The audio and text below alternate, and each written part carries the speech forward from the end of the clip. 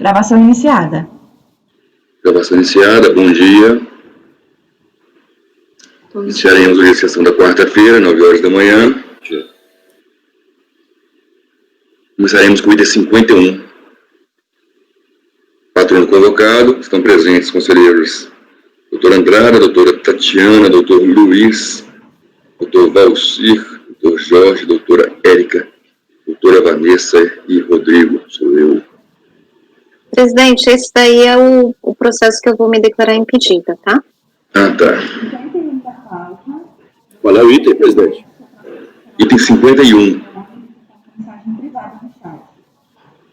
Já está na pasta, já está.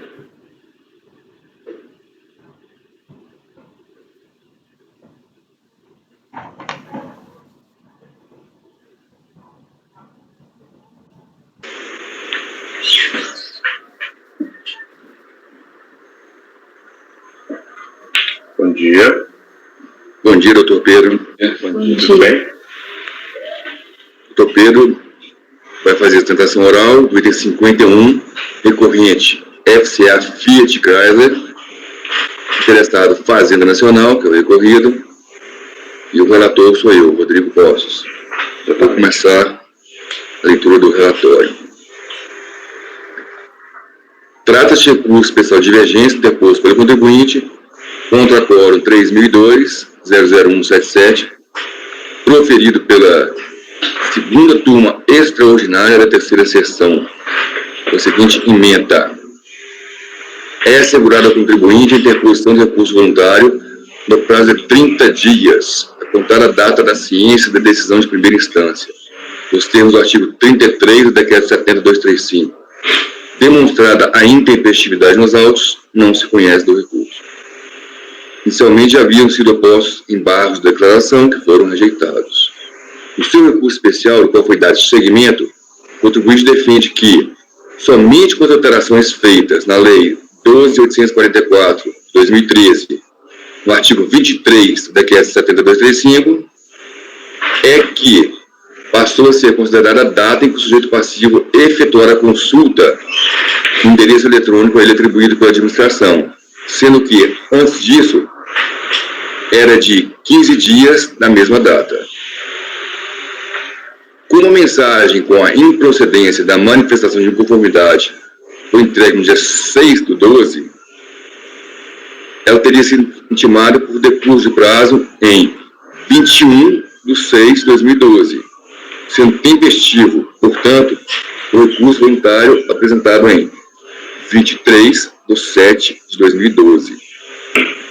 A PGFN apresentou contra-razões, é o relatório. O doutor Pedro tem 15 minutos. Certo. Primeiramente, bom dia a todos. Bom dia ao conselheiro Rodrigo da Costa Poço, que deu oportunidade ao relator do presente recurso especial. Conforme já relatado pelo conselheiro, trata-se de recurso especial interposto pela recorrente, em face de acórdão proferido pela segunda turma extraordinária da terceira sessão de julgamento, que não conheceu do recurso voluntário interposto pela recorrente.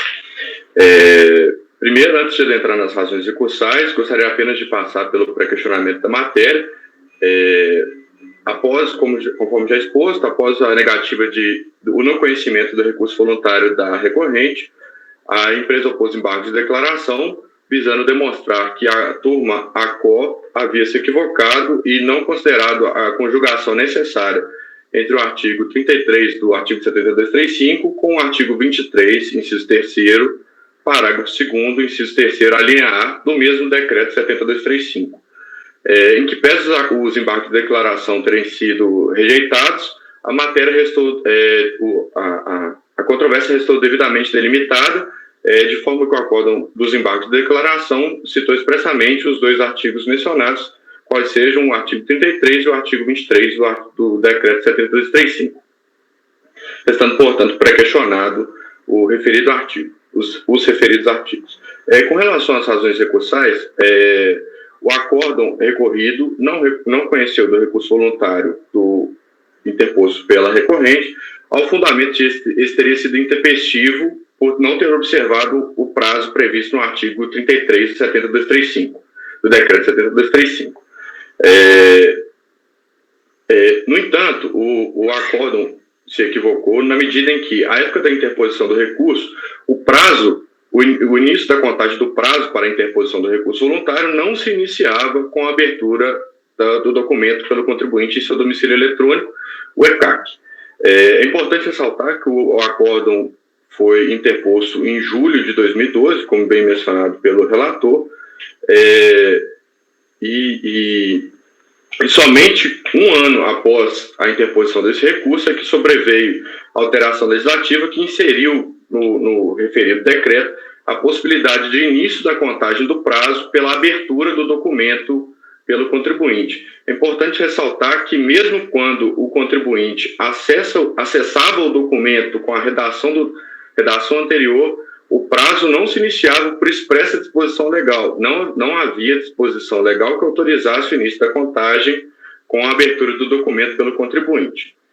Essa só sobreveio com o advento da Lei 12.844, que só foi publicada em julho de 2013, um ano após a interposição do recurso voluntário.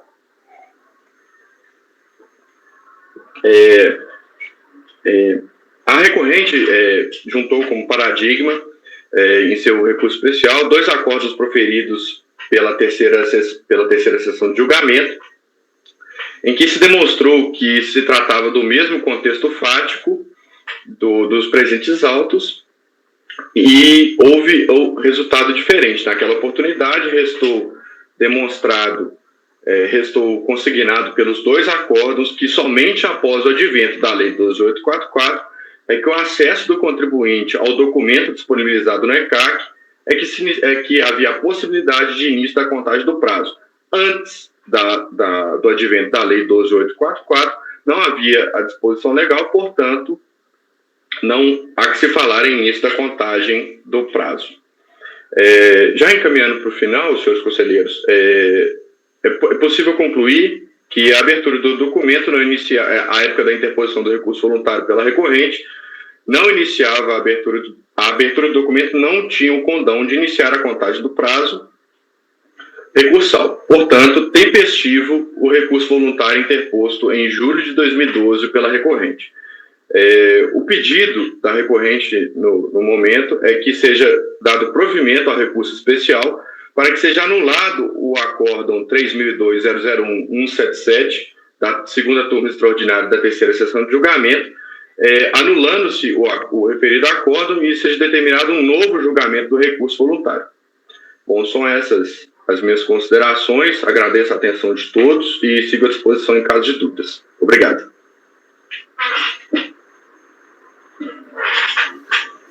Obrigado, doutor. Vou ter resumir o voto, exatamente na linha do que o doutor defendeu. Eu estou usando como razões de decidir um voto muito recente do doutor Andrada, de agosto agora, de 2020. O doutor Andrada, vou ler a ementa aqui. Ele escreve o seguinte: apenas a partir de 19 de setembro de 2013, com o advento da Lei 12.844 de 2013, o acesso do contribuinte ao portal ICAC, consultando o teor do documento, pode ser considerado como ciência, para efeito do início da contagem do prazo para interposição de peça recursal. Antes disso, o início da contagem de prazo, no caso, dava somente depois de decorridos 15 dias da disponibilização da caixa postal eletrônica do contribuinte. Faz aqui uma digressão aqui legal, muito boa, corroborando a tese que o doutor Corora está defendendo, e conclui: a Lei 12.844 de 2013 teve vigência a partir de 19 de setembro de 2013. Portanto, não aplicava os fatos processuais decorrentes da ciência do acordo de manifestação de conformidade que ocorreram em março de 2013. Então, meu voto é, à vista do exposto, voto por dar provimento ao recurso especial interposto pelo contribuinte, com retornos ao colegiado de origem para análise das questões de mérito do recurso voluntário. Esse é o voto, doutor Andrada. Bom dia, acompanho o relator, presidente. O senhor está acompanhando você mesmo. Esse voto esse voto é inteiramente seu. Muito bem feito, por sinal. Doutora Tatiana. Doutora Tatiana está impedida nesse processo. Doutor Luiz. Acompanho o relator, presidente. Doutor Valcia. Com relator. Doutor Jorge. Com relator, presidente. Doutora Érica. Com relator, presidente. Doutora Vanessa. Acompanho o relator. Relator, também acompanho o relator, que sou eu mesmo. À vista do exposto, né, então, por unanimidade de votos, deu-se provimento ao recurso especial do contribuinte, com o retorno dos autos ao colegiado de origem para análise das questões de mérito do recurso voluntário. Esse é o resultado oficial e proclamado. Obrigado, doutor Pedro, obrigado a todos os colegas. Agradeço a todos. Tenham um bom dia de trabalho.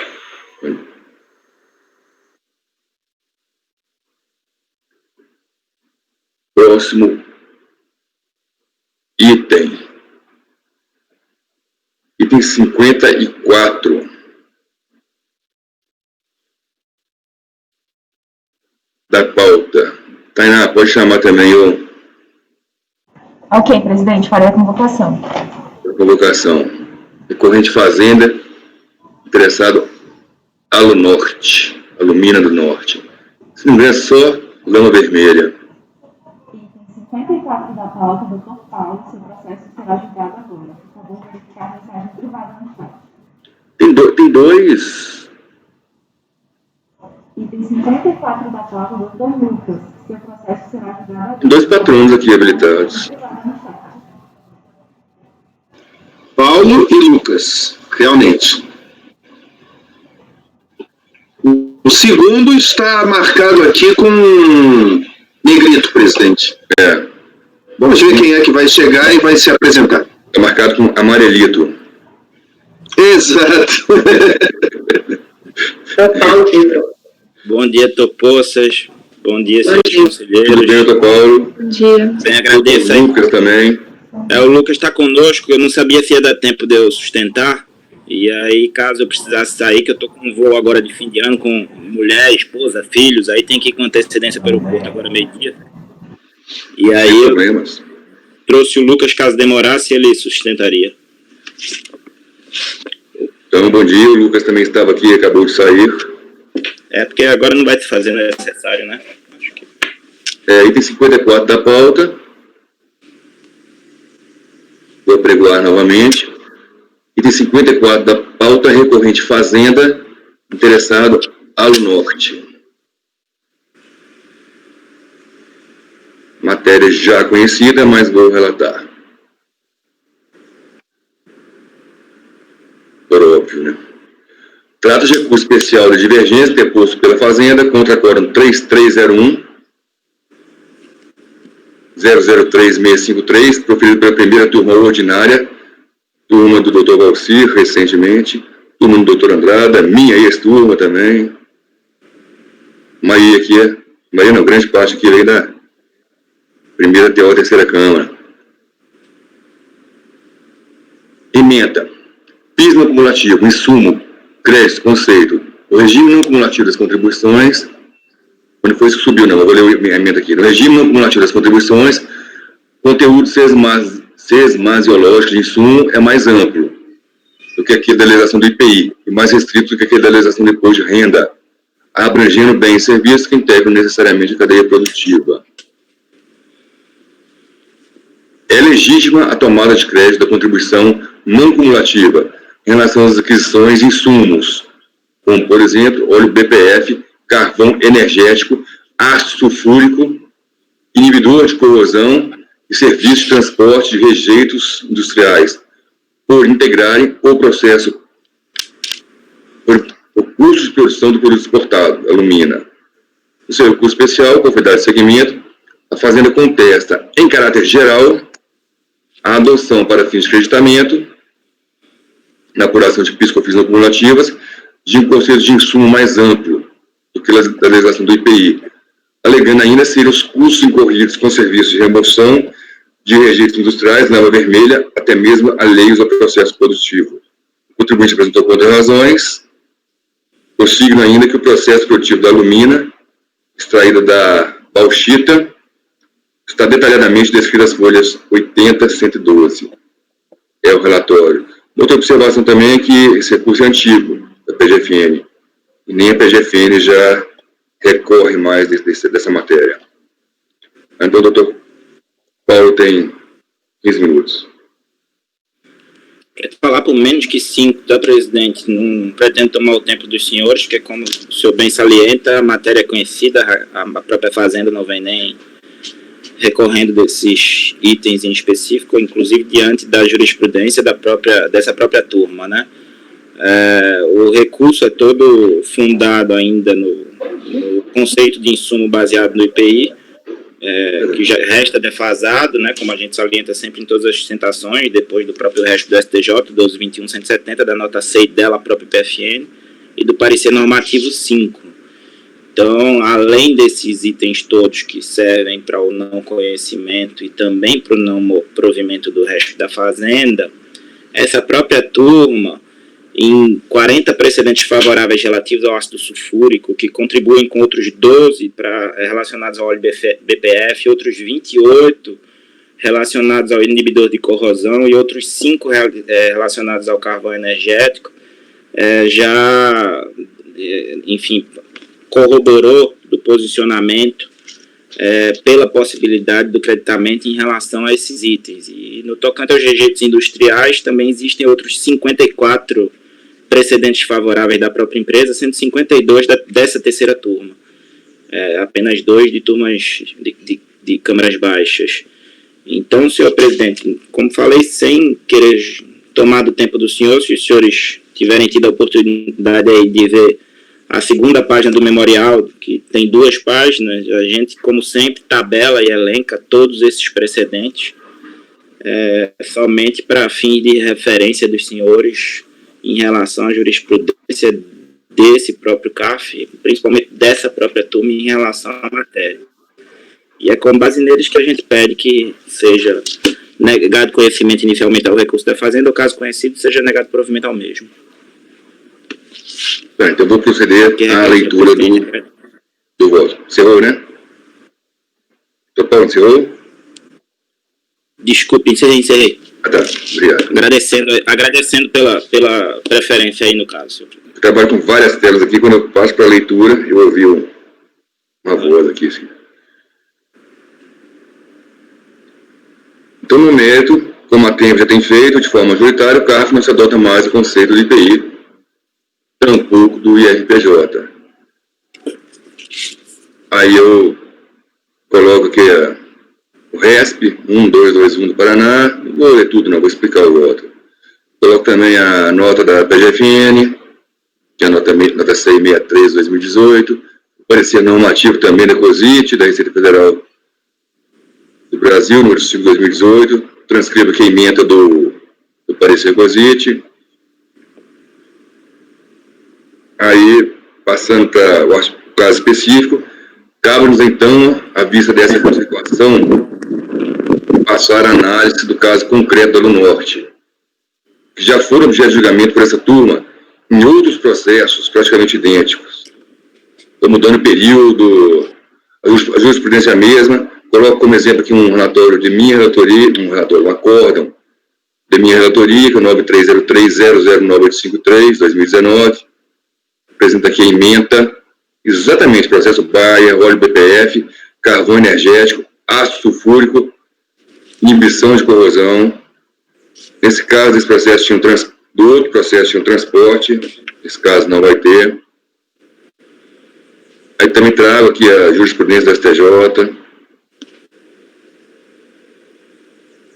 Cito que no outro acórdão, por hora, aprovado por unanimidade, do óleo BPF, carvão energético, ácido sulfúrico, inibidores de corrosão, serviço de transporte da lama vermelha, que não é o caso. Agora vamos para esse processo também. Toda a fundamentação foi feita em cima dos pareceres, receita. Em relação aos bens, para melhor subsidiar, faço alguns acréscimos, observações ao consignado voto do Dr. Charles também, com base na descrição do processo Baia, feito pelo contribuinte. Teve relatório fiscal, também diligência solicitada, também teve uma diligência, o processo foi, voltou, com a diligência feita. Em resumo, óleo BPF, carvão energético, Estou considerando sim como insumo, dando crédito. Explico cada folha aí do processo produtivo. Fica patente, então, que são necessários para o processo produtivo, pois sem eles não se obtém energia térmica. Segundo, ácido sulfúrico. Também tem, colocar as folhas aí em que o contribuinte explica o papel do ácido sulfúrico no processo produtivo. Eu também estou colocando como essencial também. Inibidor de corrosão, também, na folha 557, também fala, é utilizado no tratamento de água potável e adicionado à água para diminuir o efeito da corrosão nas tubulações metálicas, aumentando sua vida útil. Não participa como reagente da mistura que gera o licor da bauxita, até sua transformação. Aí eu faço comentário. Mesmo que com função de menor relevância, é utilizado na manutenção dos equipamentos. Isso fazendo referência às tubulações de água para resfriamento.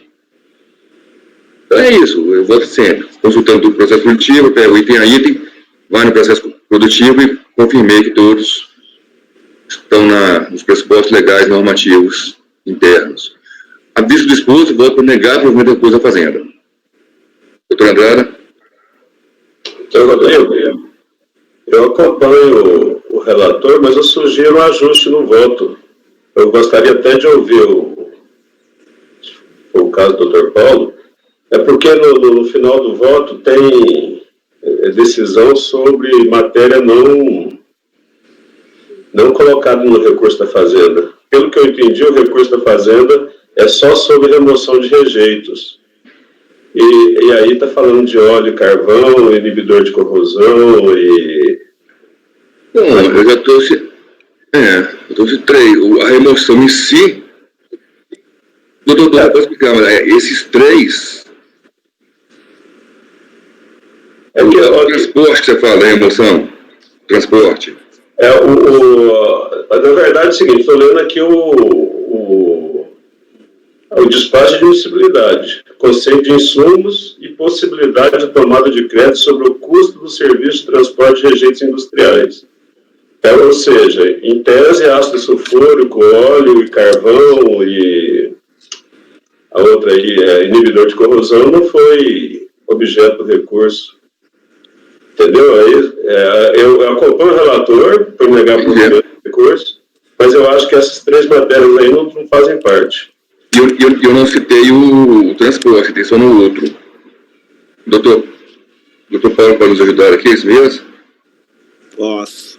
Na realidade, o recurso da Fazenda, ele abrange tanto o óleo BPF, quanto o carvão energético, quanto o ácido sulfúrico e inibidor de corrosão.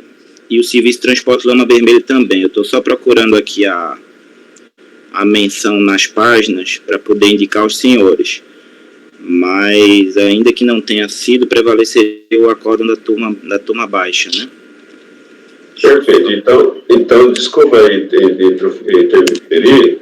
Então, talvez a admissibilidade tenha sido feita errada. Né? Porque lá na equidade só fala em transcrição de rejeitos. A transcrição do voto que eu faço aqui, doutor, que eu usei como referência, que outro voto meu, é óleo BPF, carvão energético, ácido sulfúrico, inibidores de corrosão e serviço de transporte de rejeitos industriais, conhecidos como lama vermelha.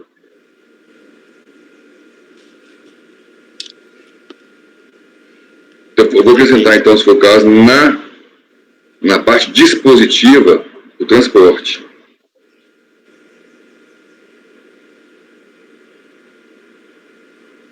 Está no corpo do voto, mas não está na... Seria, doutor Andrada? Está no corpo do voto. Rodrigo, na leitura do despacho de admissibilidade, a única matéria que subiu teria sido os rejeitos, mas isso está no despacho de admissibilidade. Pode ser que no recurso especial tenha essas outras matérias, né? Só confira o recurso especial aqui da Fazenda.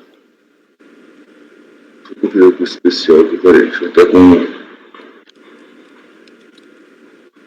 Nas folhas 677, parágrafo começa, primeiro parágrafo, segundo as técnicas hermenêuticas, lógica e teleológica, a tese da definição de uma é buscada na sua origem, qual seja na legislação do IPI, sendo que nessa não são considerados insumos os bens que não são utilizados diretamente na produção e fabricação dos bens destinados à venda. Nessa linha não serão insumos para gerar créditos de COFINS e PIS os bens ora controvertidos, óleo BPF, assim como frete relativo ao seu transporte, serviços de transporte e rejeitos industriais. O que eu não estou achando é o ácido sulfúrico e o inibidor. O recurso na folha 702 a 707. Recurso pessoal da Fazenda. Vou abrir aqui.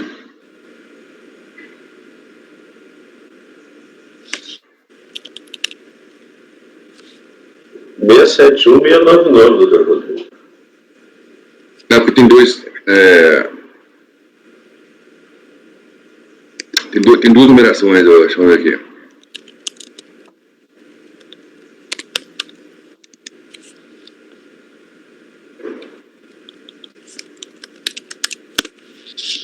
Estou abrindo também aqui o processo que estava fechado.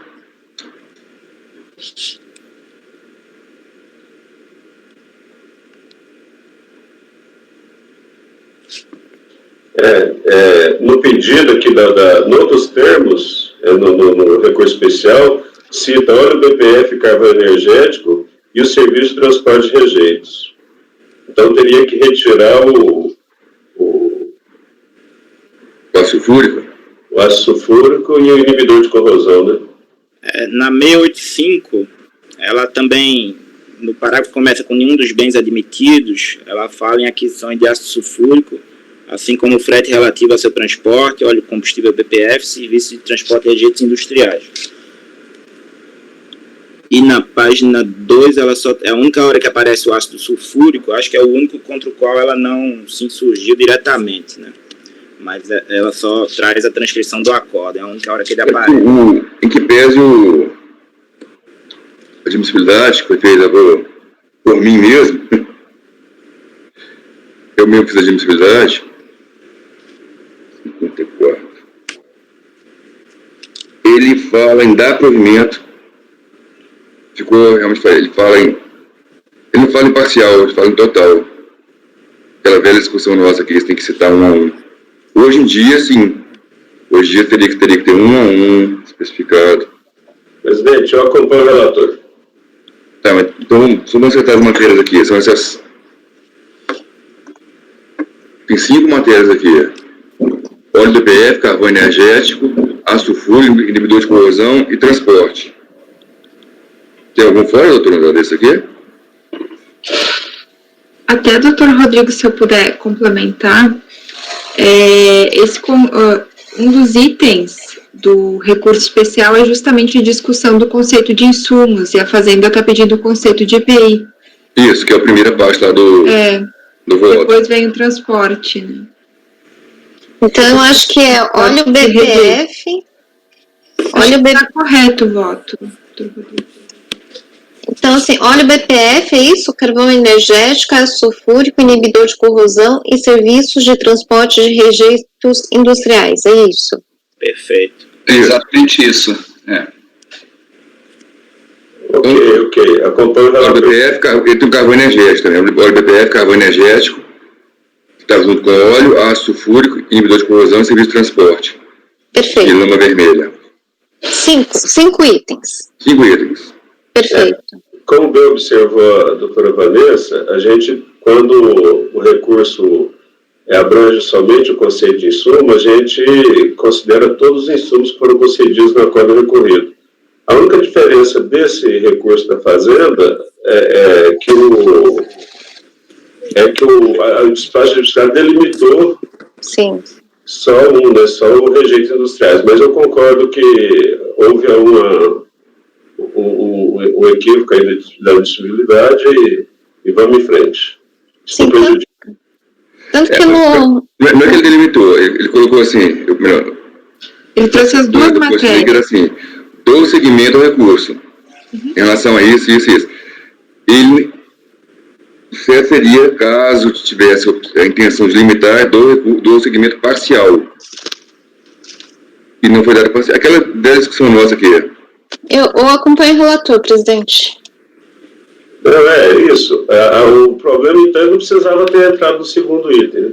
É só no rejeito. Aí ele não teria limitado. Mas ok, acompanho o relator. Doutor Luiz? Também acompanho o relator, presidente. Doutor Valcia? Cumprimentos ao doutor Paulo. São esses 5 itens. Eu fui o relator do acordo recorrido. Olha, eu tenho um relator aqui, eu podia explicar as coisas para a gente. Por isso que eu falei que são esses 5 itens. E voto com o relator. Essa questão já está bem sedimentada no nosso entendimento. Doutor Jorge? Acompanho o relator, presidente. Doutora Érica? Acompanho o relator. Doutora Vanessa? Acompanho o relator também. Então, por unanimidade de votos, negou-se o provimento do recurso especial interposto pela Fazenda. Agradeço muitíssimo pela atenção para com o caso, doutor Rodrigo e demais conselheiros. Bom dia e boa manhã de julgamentos. Obrigada, bom dia. Obrigado, Temar. Está muito barulho aqui no CAF hoje, a polícia passando, motoboy passando. Próximo item também vai ter sustentação oral do doutor Jorge. Deixa eu ver aqui.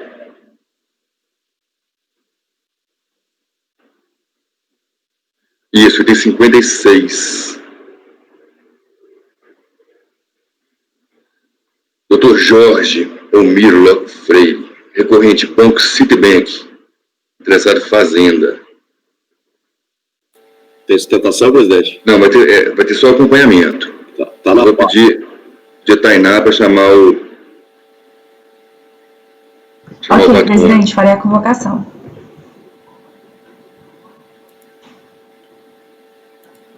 Item 56 da pauta do sorteado, seu processo será agora. Vamos verificar a mensagem privada no chat. A doutora Tatiana se colocou nesse também, não, né?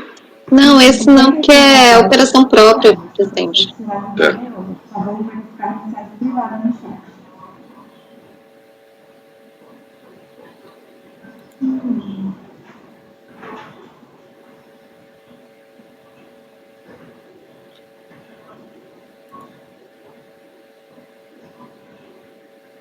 Item 56 da pauta, doutor Tiago.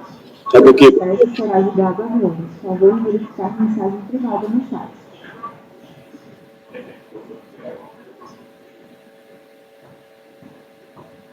O patrão já foi convocado, presidente. Perfeito, vamos aguardar.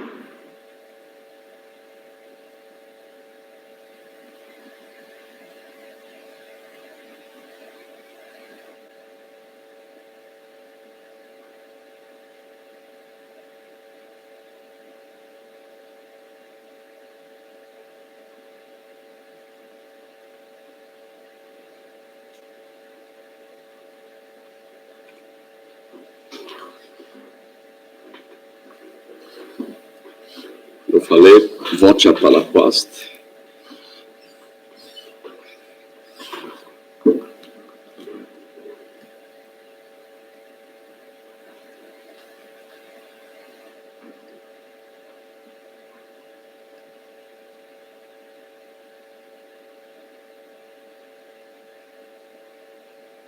Doutor Tiago.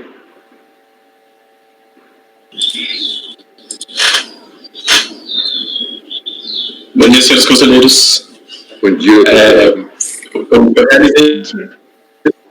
eu realizei somente pedido de acompanhamento e de sessão, então eu não vou fazer sustentação oral. Ok. Doutor Jorge, pode fazer a leitura do relatório e voto. Ok, presidente. A matéria, bom, vou resumir aqui, depois se quiserem ler e voto, a matéria que a gente já conhece. Status de recurso especial de divergência interposto pelo contribuinte, admitido pelo despacho de fundos em face do acordo número tal de setembro de 2019.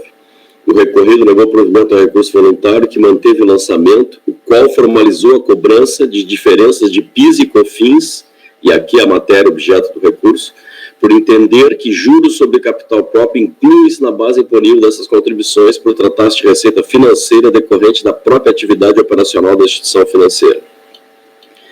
Em seu apelo especial, alega o contribuinte, em suma, que os juros sobre capital próprio são uma receita decorrente de investimentos em caráter permanente.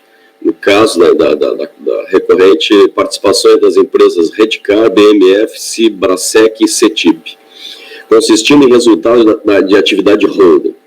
Acresce que a detenção de investimentos e participações societárias em caráter permanente não está prevista como parte das atividades operacionais próprias do banco. A verba, ademais, que o RESP 1.104.184 teria firmado o entendimento de que os juros sobre capital próprio não integrariam a base de cálculo das indigitadas contribuições no período compreendido entre a vigência da Lei 9.178 e a entrada em vigor das leis 10.637 e 10.833. Argumento já expendido no curso da ação fiscal. O fiscal intimou o contribuinte no curso do procedimento fiscal e ele também, em resposta, no curso do procedimento fiscal, antes de instaurada a lei, se manifestou nesse sentido. Conclui que os valores recebidos a título de juros sobre capital próprio não podem ser entendidos como receita de prestação de serviço, porque não há qualquer contrapartida, qualquer tipo de obrigação de fazer que o recorrente tenha desempenhado em favor de terceiros, não podendo serem considerados como resultado da atividade bancária ou financeira. Pede ao fim que se julgue improcedente o lançamento. A Fazenda, enquanto razões, traçou um retrospecto do entendimento do STF acerca da base imponível das indigitadas contribuições sociais, onde consigna que nos recursos extraordinários números tais, estou assentado que o faturamento das empresas compõe-se das suas receitas operacionais, entre parênteses, ligadas às atividades principais da empresa, suas atividades empresariais típicas, fecha parênteses, não integrando o conjunto das suas receitas não operacionais. Assim, para a Procuradoria, no âmbito tributário, o faturamento corresponde à receita bruta de vendas de mercadorias e de serviços, compreendendo a totalidade das receitas operacionais da pessoa jurídica, fecha aspas, concluindo que as receitas de juros sobre capital próprio auferidas pelo contribuinte devem ser submetidas à incidência do PIS da CONFINS e, ao final, requer o provimento ao apelo especial ao relatório, presidente. Passo ao voto. O êxito do recurso nos termos que, então, aqui, matéria, já até me vale do voto seu, presidente, no final eu transcrevo a emenda, matéria já decidida por nós, por maioria, né, que incidem essas contribuições a PIS, CONFINS sobre capital próprio. Se eu quiser, eu leio todo o voto. Recentemente, o STF formou maioria em julgamento no qual se discutia a base de cálculo do PIS. Os ministros da Suprema Corte entenderam ser absurda a conclusão de que essa contribuição apenas incidiria sobre tarifas cobradas de serviços bancários, dando a entender que o valor relativo ao serviço de intermediação financeira também deveria gerar a incidência da contribuição. Trata-se do RE número tal, relator Dias Toffoli, julgamento em junho de 2018, cujo excerto da emenda que interessa ao deslinde e a análise é severa. Item 8. A base de cálculo da contribuição do PIS devida na forma do artigo 72.5 do ato das disposições constitucionais transitórias pelas pessoas jurídicas referidas no artigo 22, parágrafo 1º da Lei 8.212/91 está legalmente fixado. E aqui eu negrito. No caso das instituições financeiras, é fora de dúvida que essa base abrange as receitas da intermediação financeira, bem como as outras receitas operacionais, entre parênteses, categoria que se enquadra, por exemplo, as receitas decorrentes da prestação de serviços e as advindas de tarifas bancárias ou de tarifas análogas a essas. Continuo. A jurisprudência pátria, portanto, converge no sentido de se estabelecer que a base de cálculo da CONFINS e do PIS, à luz da 9.718, da redação originária do inciso 1º do artigo 195 da Constituição, é a receita bruta operacional, faturamento, correspondente à totalidade dos ingressos oferidos mediante a atividade típica da empresa, de acordo com seu objeto social, independentemente da natureza da atividade ou da empresa. Sendo assim, somente estarão excluídas da base de cálculo aquelas receitas não operacionais ou aquelas que estejam legal e explicitamente discriminadas. O que não for discriminado por lei está incluso na base de cálculo do tributo respectivo. Presta-se reverência à regra da estrita legalidade e o princípio da universalidade próprios das contribuições sociais. No caso específico das instituições financeiras equiparadas, as exclusões foram estabelecidas no artigo 3º, parágrafos 5º e 6º da Lei 9.708, que assim preconiza. Então, eu escrevo, presidente. Frente a tais considerações, por óbvio que os juros sobre capital próprio, auferidos pelos bancos, constituem receita típica da atividade de um banco comercial, devendo, em consequência, serem ofertados à tributação das contribuições sociais. Portanto, rechaça o argumento recursal de que as receitas decorrentes de juros sobre capital próprio não seriam uma atividade operacional própria do banco, até porque não há previsão para que sejam excluídas da base política das contribuições, conforme a legislação SUS transcrita. Os juros sobre capital próprio, nos termos da Lei 9.249 de 95, constituem, o Dr. Luiz nos deu uma aula, meses atrás, constitui espécie de remuneração oferida pela pessoa jurídica em função do capital investido em outra companhia, quando esta ofere lucro, proporcionando um acréscimo ao ganho obtido com a própria valorização da empresa investida. Além disso, diversamente dos dividendos, são calculados sobre as contas do patrimônio líquido da empresa, estando limitados à variação pro rata da taxa de juros de longo prazo, TJLP. Já os dividendos,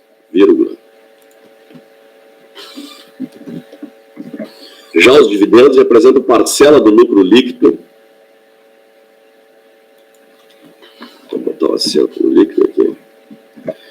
Já os dividendos representam parcela do lucro líquido distribuído aos sócios, segundo os valores das cotas que possuem na sociedade e não estão vinculados a quaisquer taxas de juros, tendo correlação apenas com o lucro do período.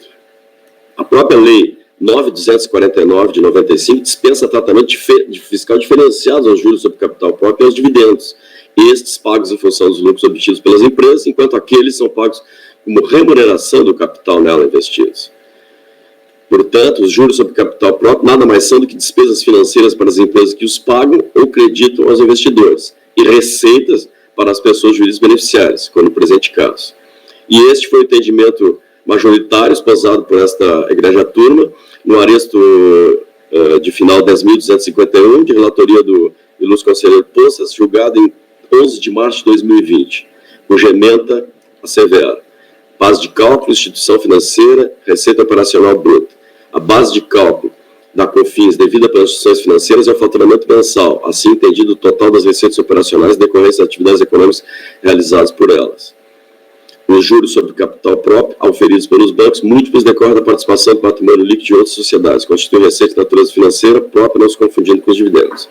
Nesse julgado, restou exarado que, aspas, as operações de intermediação financeira abrangem operações no mercado de câmbio, arbitragem, remessa, liquidação, execução, financiamento, exportação, operações no mercado de ações, entre parênteses, execução e liquidação de operações, custódia, dividendos, juros sobre o capital próprio, investimentos diretos e, por fim, em mercados de liquidação futura, a termo, futuros, derivativos, opções, derivativos repetido. Então, o presidente, finalizando, em remarque, sem reparo da decisão recorrida. Portanto, é disposto, conheço o recurso especial de divergência do contribuinte e nego o provimento. Com o voto, presidente. Doutor Andrada. Como bem lembrado do doutor Jorge, a gente votou essa matéria recentemente, do relatoria do doutor Rodrigo, 9303010251, que eu acompanhei na época e continuo com o mesmo entendimento. Acompanho o relator, presidente. Doutora Tatiana. Bom, como bem colocaram os conselheiros, realmente é uma matéria já conhecida. Somente faço referência que a base de cálculo do PIS/COFINS para as instituições financeiras e equiparadas, ela é mais restrita, né? Ela é vinculada às receitas da atividade de objeto principal. E o objeto principal da instituição financeira não é ficar fazendo investimento em participação societária, né? Tanto que ele está num ativo permanente. E outro ponto também é que o STF, quando ele julgou, ele bem trouxe a categoria em que se enquadram, né? As receitas decorrentes de prestação de serviços, que decorre de uma obrigação de fazer, e as advindas de tarifas bancárias e tarifas análogas, que são as próprias comissões. Então, essas são as receitas referentes à receita de intermediação financeira, né? Então, tem até um julgado do STF que ele traz isso mais claro, falando que receita de aplicação, operação financeira, ela não seria decorrente de uma obrigação de fazer, né, seria de uma obrigação de dar, então por isso ela não seria até base para eventual questionamento aí junto ao Código do Consumidor, né. Então, assim, nessa linha, eu peço vênia ao relator, divirjo, porque a receita de JCP, ela não se enquadraria, até mesmo no artigo 12, né, do Decreto-Lei 1598. Então, esse é o meu entendimento. Doutor Luiz Eduardo. Presidente, eu quero iniciar meu voto parabenizando a clareza do voto do Dr. Jorge. Ele foi preciso em dizer que não há uma possibilidade de se traçar uma linha divisória entre aquele investimento que foi feito em decorrência de intermediação de capitais de terceiros e capital próprio. porque tudo isso vai para o ativo. Com que dinheiro foram adquiridos os investimentos que geraram o juro sobre capital próprio? O dinheiro do caixa. E esse dinheiro do caixa vem da onde? Vem do dinheiro depositado por correntistas e vem também do capital do banco. Ou seja, é uma atividade decorrente da atividade do banco como um todo. Eu não consigo visualizar uma linha divisória daquilo que é atividade do banco e daquilo que é atividade de investimentos próprios, porque tudo isso resulta no retorno que vai ser utilizado para pagar a remuneração dos seus capitais de terceiros. Então, parabenizando, concordo com a posição, já havia manifestado antes, que só fazer esse registro. Muito obrigado, presidente. É como voto, acompanhando o relator. Doutor Valcir. Como relator. Doutora Érica. Acompanho a divergência, doutora Tatiana. Doutora Vanessa. Também acompanho a divergência, presidente, assim como no outro caso citado no próprio acordo do doutor Jorge. Eu acompanho o relator. Recurso especial, por unanimidade de votos, negou-se provimento a recurso especial. Maioria, presidente. Por maioria de votos, negou-se provimento a recurso especial interposto pelo contribuinte, vencidas as conselheiras Tatiana, Érica e Vanessa. Temos agora o item 59.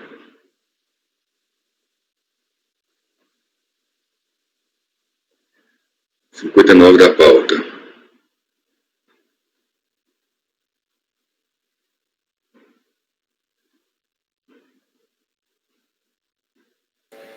Está como vista para a doutora Andrada. Isso, doutora Érica, relatora. Está com vista para o doutor Andrada, então teremos somente acompanhamento.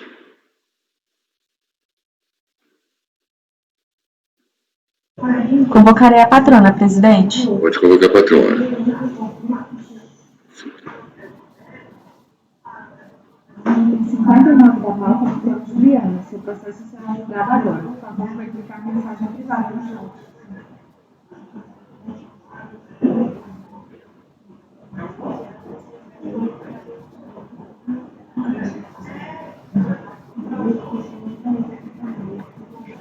Perdão, presidente, estava... foi convocada, presidente.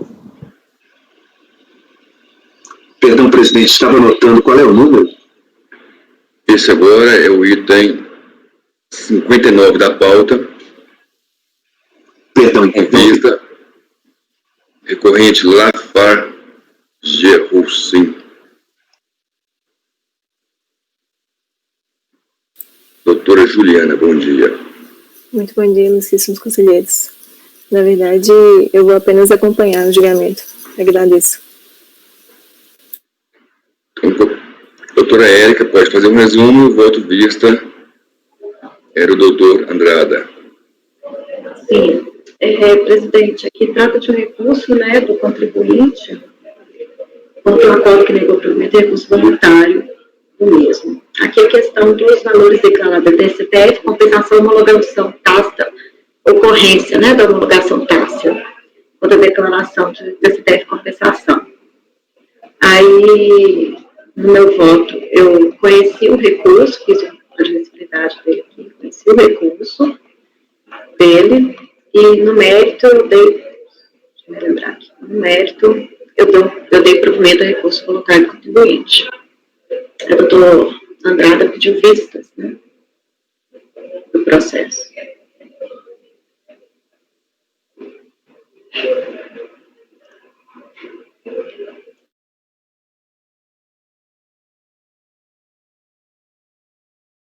Só colocando na pasta aqui meu voto visto.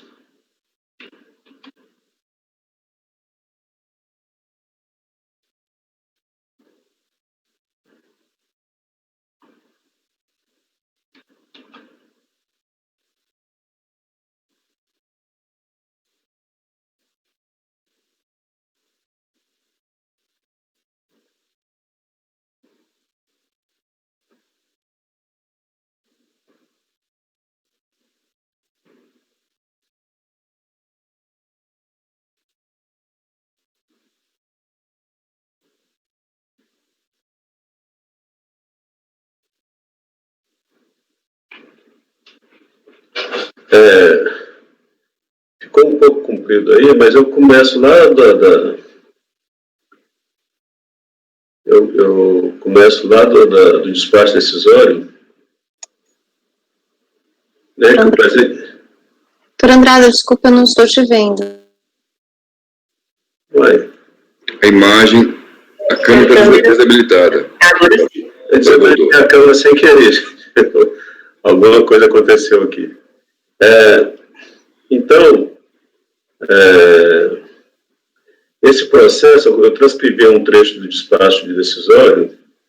Esse processo foi formalizado para controle de créditos tributários referentes a COFINS, período de apuração de setembro a dezembro de 2001, declarados como compensados em virtude de decisão favorável na ação de repetição de indébito que recebeu no tal.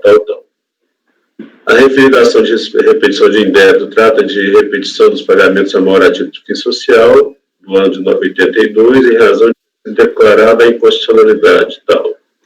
Em 1 do 437 foi perguntado de sentença que julgou procedente o pedido tal. Então, no despacho de 22/6/2012, deferiu-se parcialmente a compensação por insuficiência do crédito e mandou cobrar os saldos devedores decorrentes. Transcreva abaixo o argumento da manifestação de inconformidade. A intempestividade da medida é patente. As compensações foram efetivadas das STFs transmitidas em fevereiro de 2002, por sua vez, a intimação de negativa da homologação ocorre em 2012, 10 anos depois. E, por isso, se requer a homologação tácita. A DRJ negou o provimento por entender não aplicável ao caso a homologação tácita e retroatividade da norma. Acordo recorrido da Lava do ex-conselheiro Valdir Navarro negou o provimento a recurso voluntário pelo Código de Qualidade. Acordo paradigma 1201.002.114. Conforme muito bem alinhavou o despacho de agravo, de fato existe divergência comprovada no sentido de que o acordo recorrido entende que não há possibilidade de homologação tácita para compensações declaradas em DCTF, porquanto que no acordo paradigma reconhece expressamente essa possibilidade. Porém, aí eu encaminho no sentido de não conhecer o recurso, porém, há divergência fática relevante no presente processo e que não existe no acordo paradigma. Não dá para saber se esses aspectos fáticos relevantes seriam interpretados de forma diferente no paradigma. Veja o trecho do voto do acordo recorrido. Aí o doutor Valdir coloca: as datas importantes para o presente julgamento são as seguintes, né? Destaquei o 2, o 3 e o 4. Inicialmente, a empresa apresentou DCTF, transmitidas em novembro de 2001 e fevereiro de 2002. Em 2004, ou seja, 2 anos depois, por intermédio do processo administrativo no NUTAL, a empresa foi autuada em virtude de insuficiência de crédito de fim social, decorrente da mencionada ação judicial, para compensação com débito da COFINS, no período de apuração tal. Aí item 3. A exigência tributária constante da infração foi impugnada perante a DRJ, a qual, por se tratar de débitos já confessados em DCTF, julgou improcedente o lançamento e recorreu de ofício à segunda instância administrativa do CARF, que negou o provimento de recurso de justiça e manteve a decisão de primeira instância. Em 19/2/2010, a recorrente requeriu a desistência parcial da impugnação para fins de aderir ao parcelamento. Entretanto, em 3/2/2010, já havia ocorrido a decisão do CARF, que confirmou a decisão de primeira instância. Por conta disso, o presente processo foi enviado para a DERAT para análise dos procedimentos de compensação realizados pela recorrente. Aí, desta análise, resultou o despacho decisório de 2012. Né? Aí, eu destaquei um trecho aí do voto do Dr. Valdir. Como é consabido, o Instituto da Homologação Tácita visa exteriorizar a resposta da administração tributária em razão de seu silêncio e de sua inércia. No caso, não houve tal inércia, e sim a normatividade da Receita Federal do Brasil, que avaliou a compensação em 18 de maio de 2004, pretendida pelo recorrente, pouco mais de 2 anos depois de sua apresentação, não havendo espaço algum para se falar em homologação tácita. Então, aí, falo eu, como pode-se ver, as ocorrências 2, 3 e 4, acima destacadas, não ocorreram no acordo paradigma. E vejam que foi fundamental para a conclusão da turma julgadora de que não houve homologação tácita, pois não houve a inércia da administração pública em analisar as compensações efetuadas pelo contribuinte. Eles entenderam que o despacho decisório somente cientificado em 2012 foi precedido de outras decisões devidamente cientificadas ao contribuinte e que, portanto, não houve inércia da administração pública, conforme destacado no trecho acima. Daí, no subtópico seguinte, da alegada retroatividade da norma, de fato, existe divergência no sentido de que não ocorreria homologação tácita da compensação efetuadas diretamente na DCPF. Porém, foram duas razões de decidir, e a divergência foi comprovada somente em relação à segunda razão, de retroatividade da norma, mas não foi comprovada em relação à primeira razão, a ausência de inércia da administração. De forma que, ausente das situações na qual o paradigma, não dá para saber se mesmo assim manteria o reconhecimento pela homologação tácita. Diante do exposto, concluindo, eu estou abrindo divergência com a devida vênia ao voto da doutora Érica, pelo não conhecimento do recurso especial. É como voto, presidente. Tá, então vamos primeiro o conhecimento.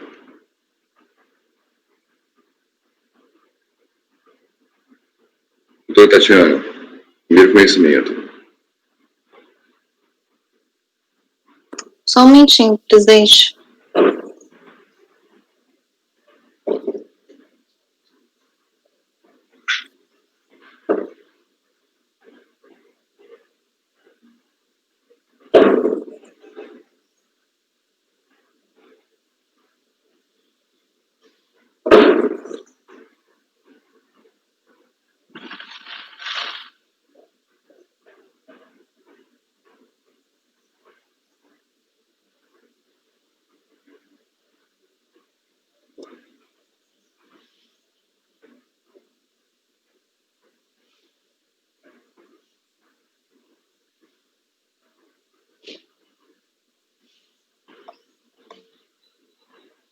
Que esse ponto do doutor Andrada realmente tinha sido apontado até mesmo no despacho de agravo, né, como bem trouxe aqui a doutora Érica, né? Sim.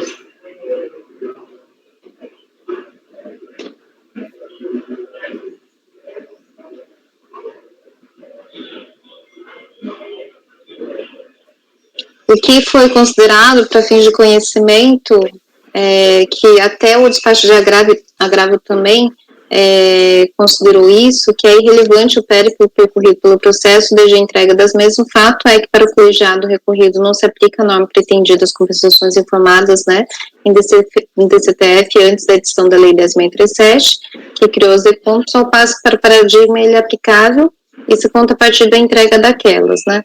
Tem algumas nuances, eu acredito, porque os dois despachos, realmente, o despacho que negou o conhecimento, mas o despacho de agravo, ele traz também dois racionais diferentes que eu acho que daria para conhecer, sim, pelo racional do despacho de agravo, né, mas eu entendi o racional, sim, do doutor Andrada.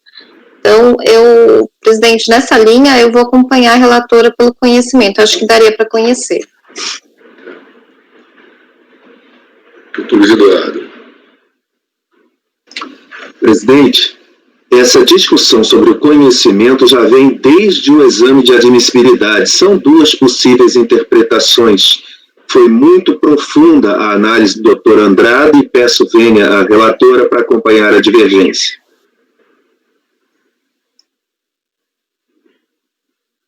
Fechou o voto da Érica aqui.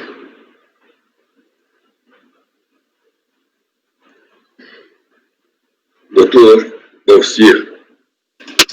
Parabéns, doutor Andrada, pelo cuidado no exame do conhecimento. Voto com a divergência.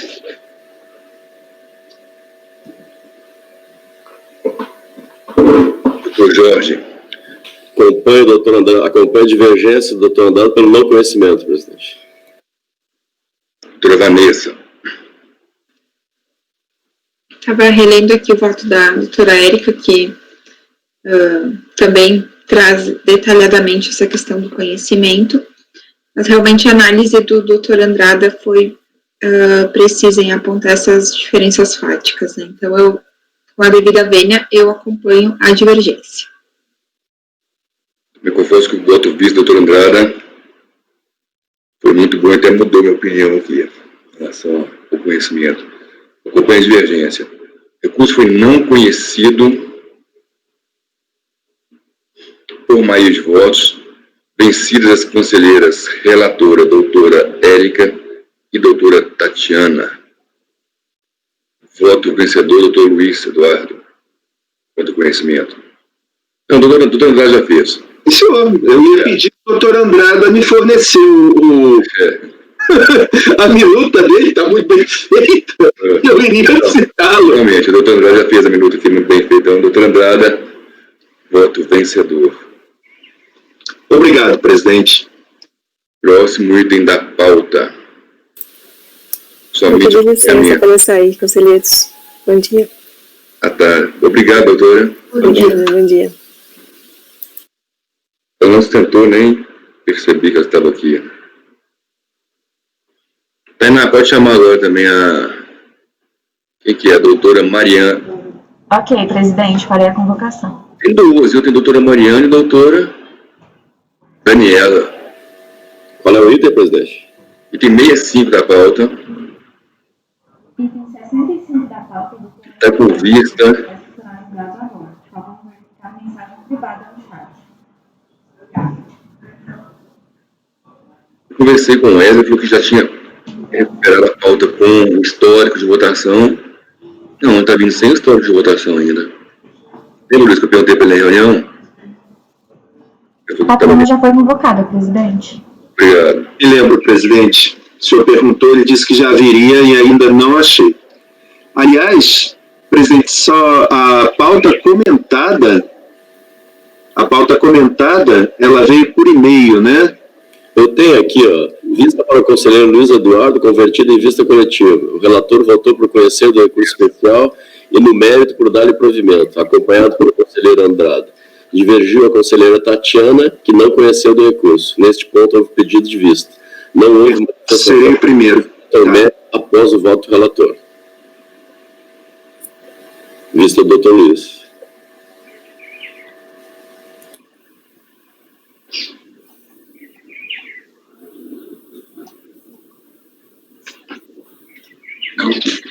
É o item da pauta 65, né, senhor presidente? Exatamente, é. Obrigado. Presidente, estou pronto para proferir meu voto vista. Se o senhor quiser fazer um resumo para todos.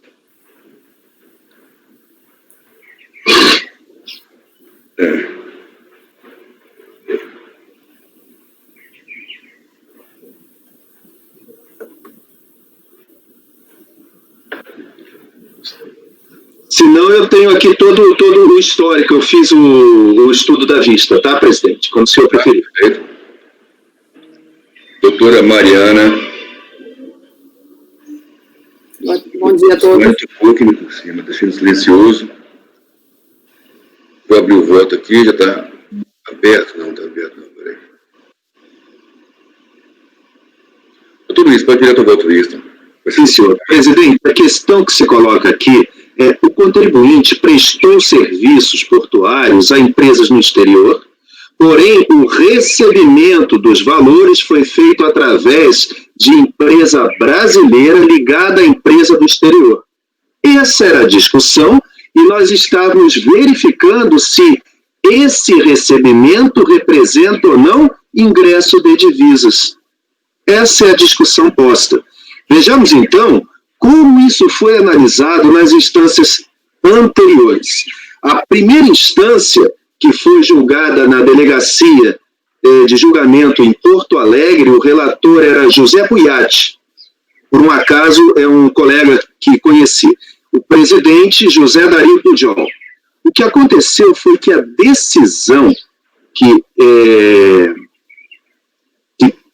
prevaleceu nesse primeiro julgamento foi que existiria uma diferenciação entre pagamentos realizados por representante nacional do armador estrangeiro, atuando como simples mandatário do armador estrangeiro, o que representaria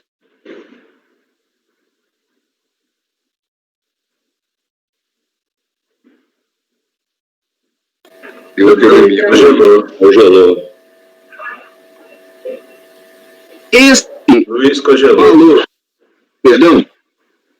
Então, a primeira instância entendeu haver uma diferença entre os recebimentos pelo representante do armador estrangeiro, se ele estiver atuando como mandatário do armador estrangeiro, isso representaria ingresso de divisas e, consequentemente, afastaria a tributação das contribuições. Porém, se ele estivesse atuando em nome próprio, fazendo pagamentos com recursos próprios, isso não implicaria a entrada de divisas. Então, no primeiro caso, não descaracterizaria a relação jurídica com o exterior e não ensejaria incidência da contribuição. No segundo, sim.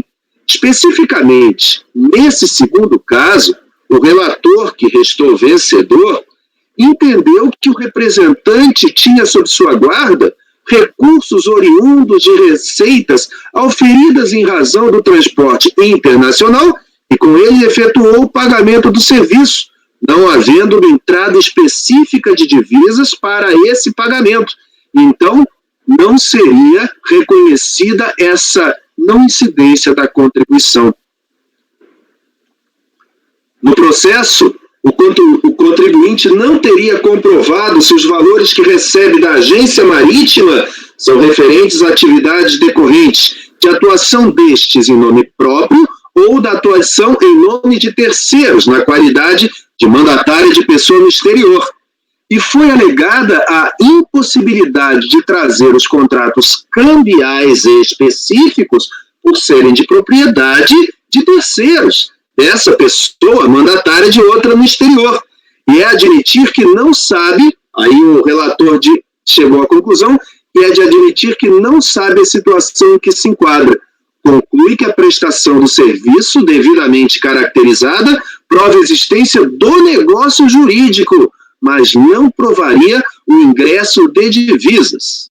Devo registrar que o julgador Dario Pujol restou vencido nessa no julgamento de primeira instância e entendeu que o pagamento pelo representante sempre implicaria entrada de divisas.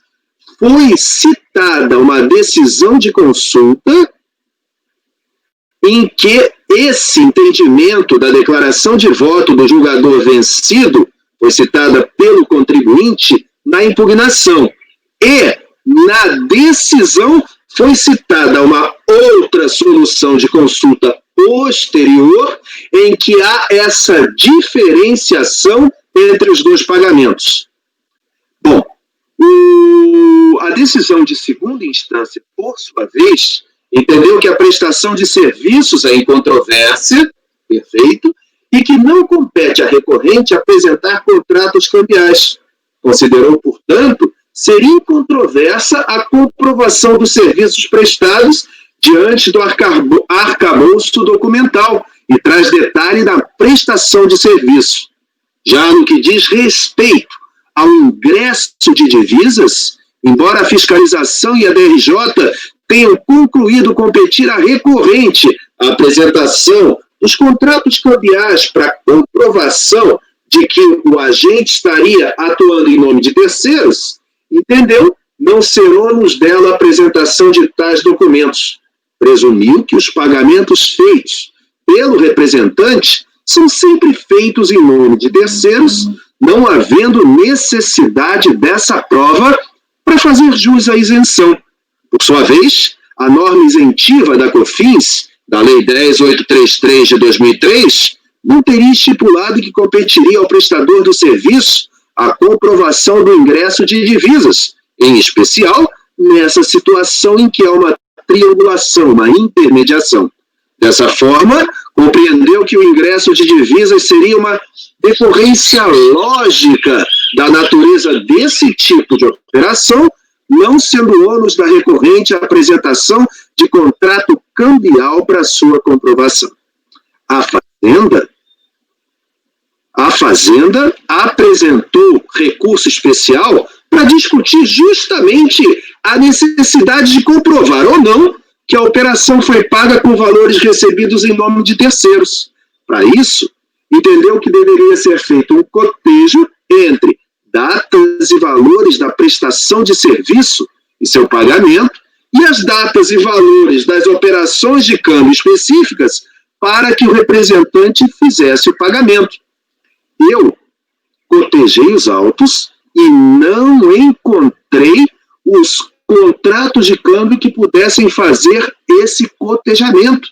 Existe apenas, em sede de contrarrazões, a referência à existência genérica de contrato de câmbio. Não há esse cotejo entre entrada e pagamento. Não há. Quer dizer, não há. Não encontrei. É diferente de não haver. Eu não encontrei. Se alguém achou isso, me mostre a página. Eu não achei. Saliente-se que isso está claramente colocado no recurso especial. Não foi rebatido em sede de contrarrazões. A contribuinte pede o não conhecimento, por entender que estariam revolvendo provas dos autos, e no mérito alega que sempre a agência está atuando em nome do armador estrangeiro, que a intermediação do agente ou representante no Brasil da empresa estrangeira tomadora dos serviços não descaracteriza exportação de serviços, de modo que as agências de navegação atuam meramente como mandatários dos transportadores estrangeiros, que são os verdadeiros clientes e tomadores dos serviços prestados pela recorrida. Espero ter colocado muito claramente qual foi a divergência. Se há uma presunção de entrada de divisas ou se ela tem que ser cotejada. Como no caso, eu não vi esse cotejo nos autos, acompanho o relator, presidente. É isso. Meu voto. A doutora quer... Esclarecimento de fato. Porque nesse caso, a discussão, ela se restringe às provas anexadas aos autos. Primeiro, eu gostaria de esclarecer que os contratos de câmbio de fato estão juntados. Em segundo lugar, a divergência, ela não é em relação ao que seria necessário e se os contratos de câmbio seriam dispensáveis. Se essa relação, se essa mera representação por parte do agente marítimo seria uma simples presunção. Essa não é a discussão dos autos. Nesse caso, está comprovado, por meio da juntada de contratos de câmbio, de notas fiscais, de diversos documentos que foram analisados em segunda instância, estão devidamente cotejados no acórdão.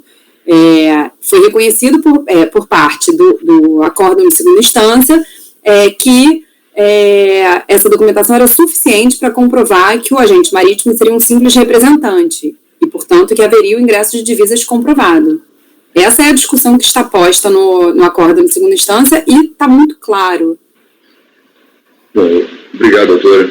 Estamos em processo de votação. Presidente, quem leu o acórdão recorrido e achou que o cotejo está feito pelo acórdão recorrido, perfeito. Quem leu o acórdão recorrido e entendeu que não foi o cotejo, é a livre convicção do conselheiro.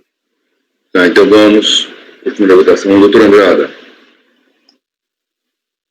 Mantém? Mantenho o voto já feito na... Isso, o senhor conheceu e... E acompanhar o relator. Isso, o relator. Doutor Tatiana. Mantém?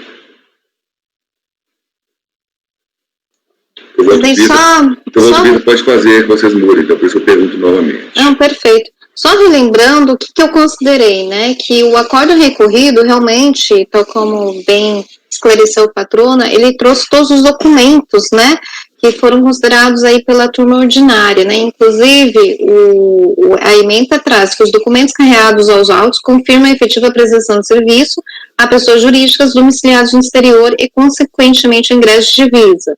O fato de haver um terceiro mandatário intermediando o pagamento não desconfigura ingresso de divisas necessários para que tal pagamento chegue ao prestador brasileiro, eis que o ingresso de divisa é decorrência lógica de natureza deste tipo de operação, não sendo o ônus da recorrente apresentação do contrato cambial para sua comprovação. Tal como muito bem expôs aqui também no despacho, o primeiro despacho de admissibilidade que negou o provimento, o primeiro e o segundo paradigma realmente não tinham sido carreados aos autos provas, né? Essas provas que foram consideradas aqui também no acórdão recorrido, por isso que o primeiro despacho de admissibilidade negou o provimento, porque se tivesse trazido provas nos acordos paradigmas, né, deveria ter tido, consequentemente, a mesma decisão. Então, nesse sentido, por isso que eu trouxe que na sessão passada, que, a meu ver, seria a questão de provas, né?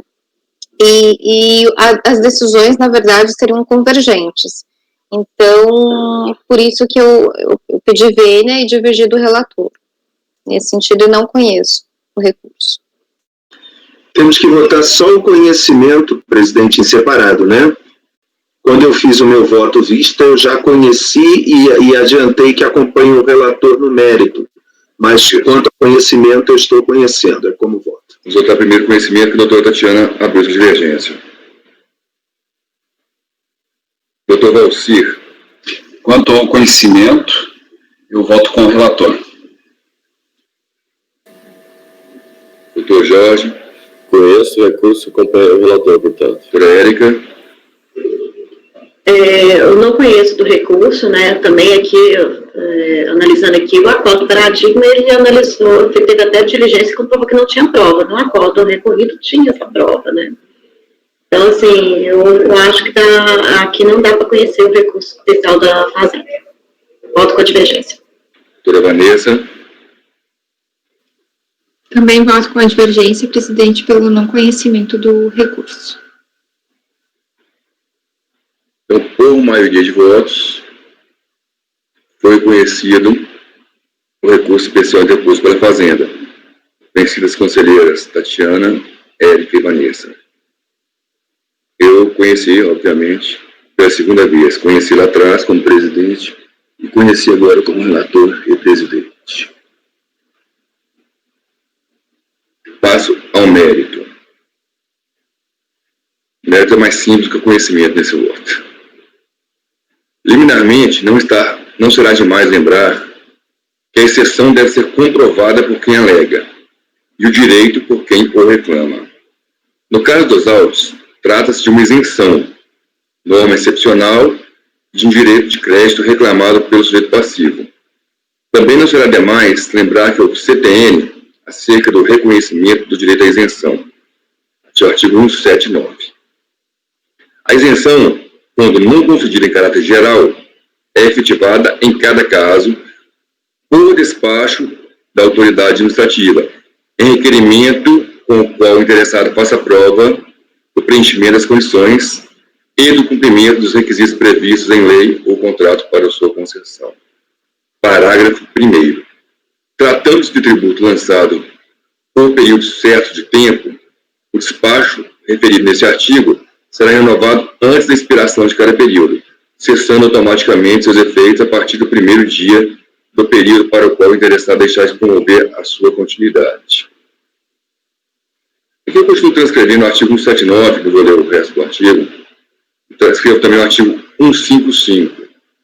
A concessão da moratória em caso individual não gera direito adquirido e será revogado de ofício sempre que se apure que o beneficiado não satisfazia ou deixou de satisfazer as condições, ou não cumprira ou deixou de cumprir os requisitos para a concessão do favor, cobrando-se o crédito acrescido de juros de mora.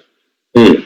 Com imposição de penalidade cabível, nos casos de dolo ou simulação do beneficiado, ou de terceiro em benefício daquele. E 2. Sem imposição de penalidade nos demais casos.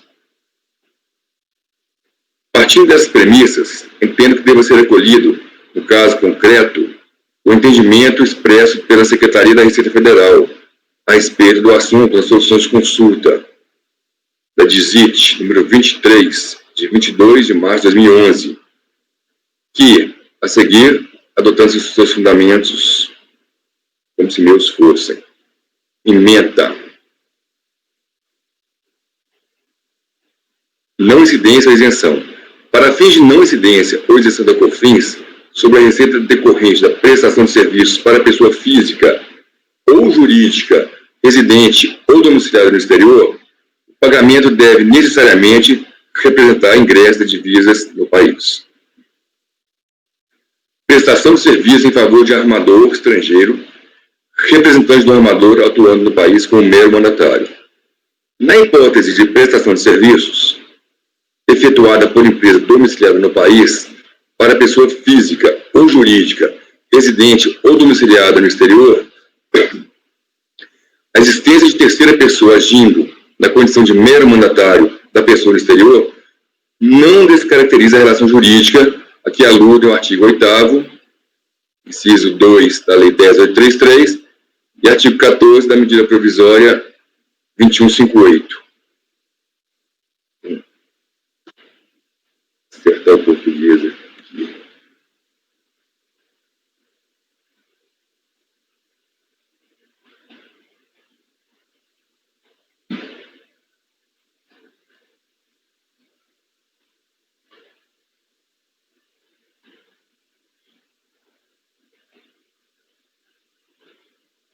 Aí que eu perdi o local aqui.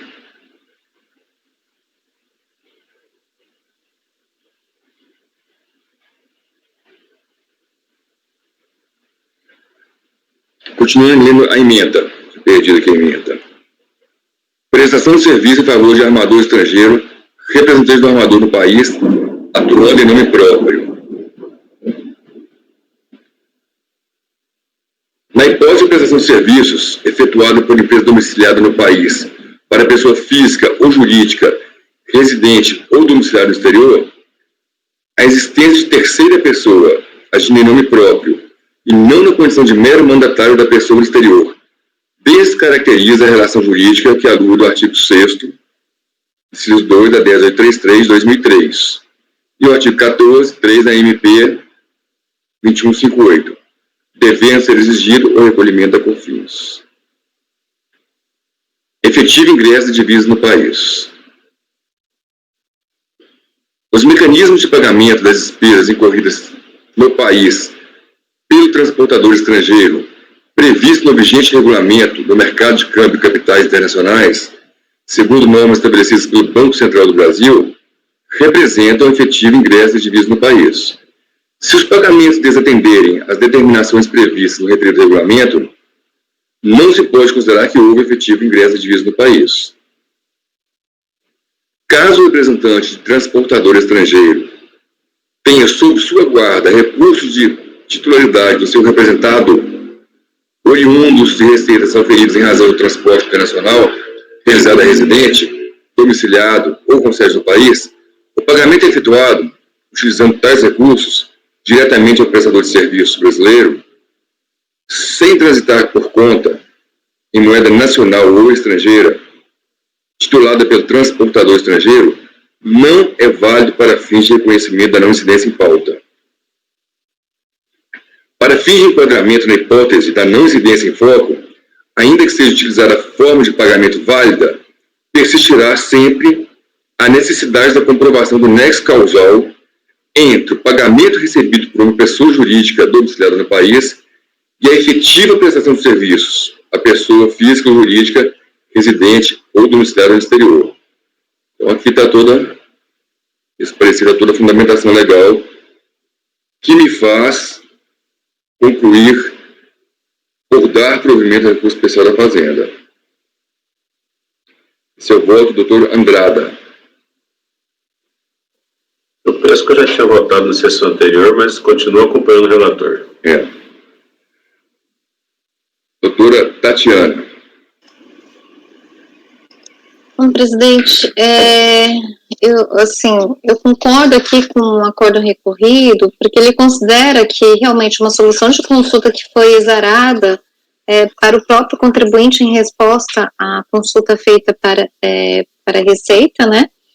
Então, abrange o próprio consulente, né, que é a solução de consulta 58 de 2006, né, ainda cita a solução de consulta 7 de 2011, né, e a 346 de 2017, né, que fala da questão da triangulação. E assim, então, nesse sentido, também a administração reconhece que a existência de terceira pessoa agindo na condição de mero mandatário não descaracteriza a relação jurídica, né?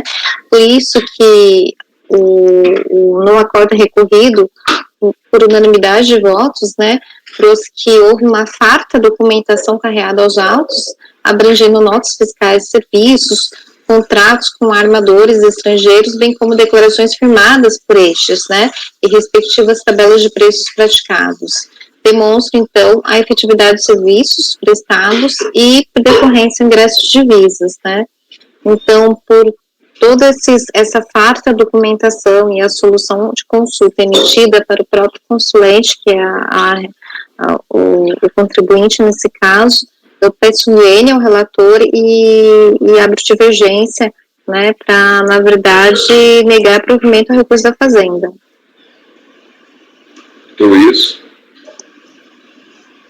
Eu acompanho o relator conforme meu voto, vista que eu já proferi. Doutor Alcir. Com a devida vênia ao relator, eu tive a oportunidade, na turma ordinária, de deliberar sobre esse processo. Para nós todos, ficou bastante claro que os documentos carregados aos autos confirmam a efetiva prestação de serviços a pessoas jurídicas domiciliadas no exterior e, consequentemente, o ingresso de divisa. O fato de haver um terceiro mandatário intermediando o pagamento não desconfigura o ingresso de divisas necessário para que tal pagamento chegue ao prestador brasileiro. Eis que o ingresso de divisas é decorrência lógica da natureza desse tipo de operação, não sendo ônus da recorrente a apresentação de contrato cambial para sua comprovação. E tinha nos autos, e tem nos autos, documentos que confirmam essa efetiva prestação de serviços a pessoas jurídicas.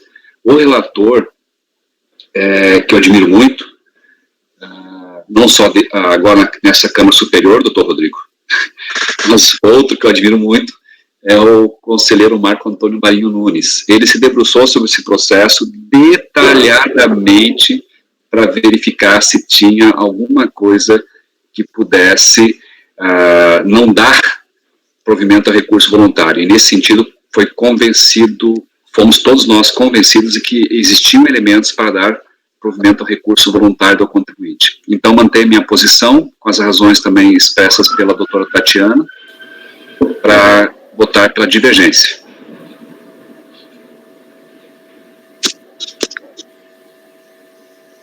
E doutor Jorge. Acompanho o relator. Doutora Érica. Vou acompanhar a divergência, né? Mais com as considerações da doutora Tatiana e do doutor Valci. E aqui, né, tem um caso específico também do contribuinte. Nesse caso, foi apresentadas as provas e tem as soluções de consultas. Então, acompanho a divergência. Doutora Vanessa. Presidente, eu acompanhei aqui o raciocínio do Dr. Valcir e da doutora Tatiana, também para fundamentar essa posição, então eu acompanho a divergência com a devida vênia ao relator.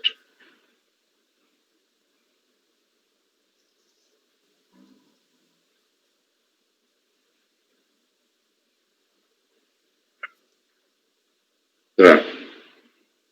Já temos o resultado da votação. Vocês, conselheiros, me ajudem só na conclusão aqui. Foi uma isenção que foi descaracterizada, correto? E foi lavado o respectivo à auditação o não cumprimento. Não concorda? Não foi auditação? É o pedido de restituição, perde a cópia. Ah, tá, não, então peraí, você vai trocar aqui. Então perde a cópia. Então, votação normal. Pelo voto de qualidade, negócio de provimento ao recurso, vencidos conselheiros Tatiana, Érica, Vanessa e Valcir. Presidente, eu acho que o recurso é da Fazenda, então seria dado provimento a isso? Da Fazenda o recurso, exatamente, Vou botar o final dele aqui. Isso. Pelo voto de qualidade, deu-se provimento ao recurso especial da Fazenda, vencidos conselheiros Tatiana, Érica, Vanessa e Valcir. Esse foi o estado final. Obrigado, doutora Mariana Longo. Obrigada a todos. Vamos encerrar a gravação e dar um intervalo. Gente, uma sugestão, já poderíamos anotar o resultado até o item número 102, 101. Isso vale até para o item 101.